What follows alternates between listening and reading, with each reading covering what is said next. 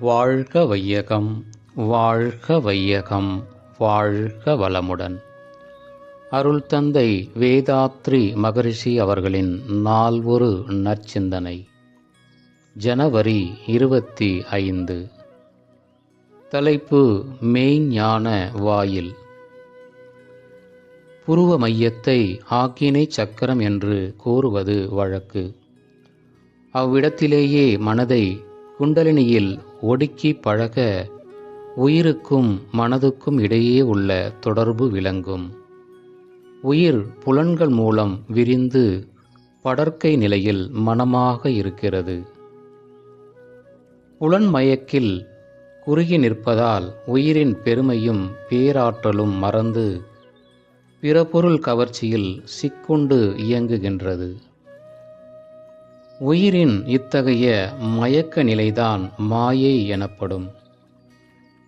மயக்க நிலையில் உயிரடையும் மனோநிலைகளில் தனக்கும் பிறர்க்கும் துன்பம் விளைவிக்கும் தீமைகளே பேராசை, சினம், கடும்பற்று, முறையற்ற பால் கவர்ச்சி, உயர்வு தாழ்வு மனப்பான்மை, வஞ்சம் என்னும் அருகுணங்களாகும்.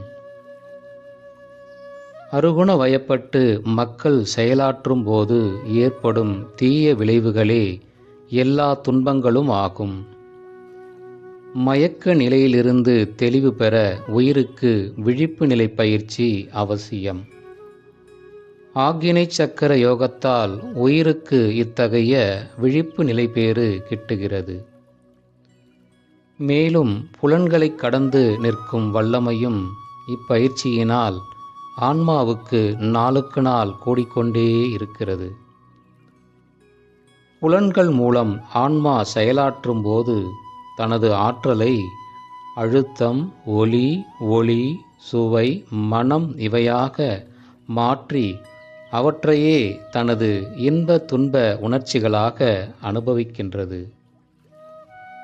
தனது இயக்க விளைவுதான் இன்பமும் துன்பமும் எனும் உண்மையை உணராமல் மயங்கி நிற்கும் நிலையில் இருந்து தெளிவு பெற்று தன் ஆற்றலை பொறுப்புணர்ந்து செலவிடும் பண்பு ஆன்மாவுக்கு இப்பயிற்சியினால் ஓங்கும்.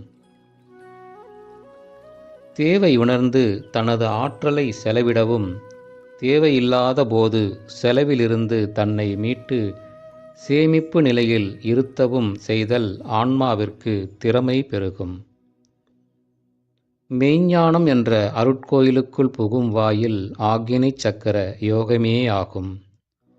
ஆசானால் எழுப்பப்பெற்ற குண்டலினி சக்தியின் இயக்க விரைவு நாளுக்கு நாள் கூடிக்கொண்டே இருக்கும். உடல் நலம், மனவளம் ஓங்கும். முகம் அழகு பெறும். அருள் தந்தை அவர்கள் வாழ்க வளமுடன்.